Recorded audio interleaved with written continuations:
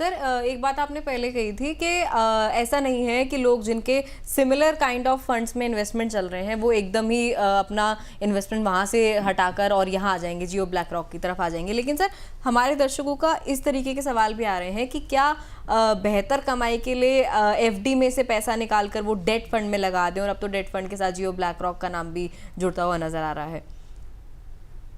देखिए, ये ना बहुत असमंजस स्थिति है इन्वेस्टर्स के लिए, क्योंकि फिक्स डिपॉजिट एक बड़ा सेफ इंस्ट्रूमेंट होता है और जो भी इन्वेस्टर्स फिक्स डिपॉजिट में निवेश कर रहे हैं वो सेफ इंस्ट्रूमेंट की वजह से जाते हैं कि उनको फिक्स इंटरेस्ट मिल रहा है। और ये क्वेश्चन हमेशा आस्क होता है कि भाई मैं फिक्स डिपॉजिट से निकले क्या डेट फंड में चला जाऊं, क्या डेट फंड मुझे बेहतर रिटर्न प्रोवाइड कर सकता है, खासकर अब जब टैक्सेशन जो है वो सिमिलर हो चुका है। तो मुझे ऐसा लगता है कि पूरी तरीके से निकलना कभी कोई चॉइस नहीं होती है, और मैं हमेशा यही सलाह देता हूं कि आपका दोनों में एक्सपोजर बना रहना चाहिए। आप फिक्स डिपॉजिट में भी निवेश कीजिए और डेट फंड में भी निवेश कीजिए। उसी कंपैरिजन आप चूज कर सकते हैं, 60-40 का रेशो ले सकते हैं या 40-60 का रेशो ले सकते हैं। कंपैरिजन आप किसको जो है ज्यादा प्रेफर करते हैं। बट मेरी राय में पूरी तरह से निकल के दूसरे इंस्ट्रूमेंट में आना वो चॉइस नहीं है, आप दोनों में बने रह सकते हैं। ठीक है सर। सर अगर किसी को 5 साल के लिए निवेश करना है डेट फंड में, तो किस तरीके के फंड्स उसको चुनने चाहिए?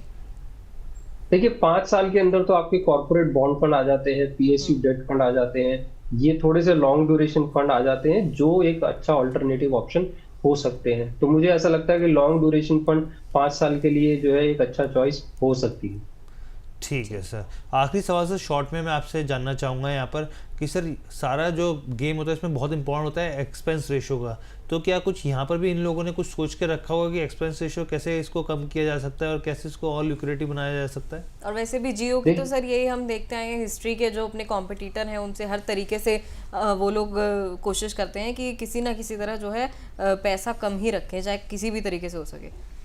लेकिन बाद में बिल्कुल रहा होगा, बिल्कुल बिल्कुल रहा होगा। और कम एक्सपेंस रेशियो तो इसी से आप अंदाजा लगा सकते हैं कि केवल डायरेक्ट ऑप्शन ही लॉन्च कर रहा है। डायरेक्ट ऑप्शन लॉन्च करने का मतलब है ये एक्सपेंस रेशियो ऑलरेडी कम होगा जी। और उसमें भी जो है जो एक्सपेंस रेशियो की लिमिट होती है कि कितना मैक्सिमम चार्ज हो सकता है, उससे कम तो एएमसी के ऊपर होता है। और कहीं ना कहीं वो भी एक डिफरेंशिएशन फैक्टर रहेगा। जियो ब्लैक रॉक जैसी कंपनी जब इस तरह के प्रोडक्ट लॉन्च करेगी तो वो जरूर होगा एक्सपेंस रेशो में। मुझे ऐसा लगता है कि, और हम उम्मीद भी कर रहे हैं कि शायद वहां पे कुछ डिस्ट्रप्शन की उम्मीद हो सकती है कि वाकई कम एक्सपेंस रेशो के साथ जो है इवन एक्टिव फंड भी लॉन्च हो सकते हैं।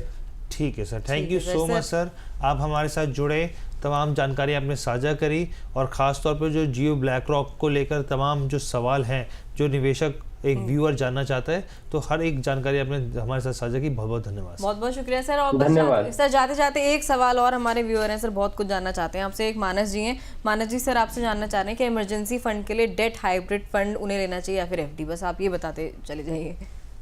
नहीं, हाइब्रिड फंड आपका इमरजेंसी फंड के लिए नहीं होता है। इमरजेंसी फंड के लिए या तो लिक्विड फंड या फिक्स डिपॉजिट, उसके अलावा कोई और फंड नहीं।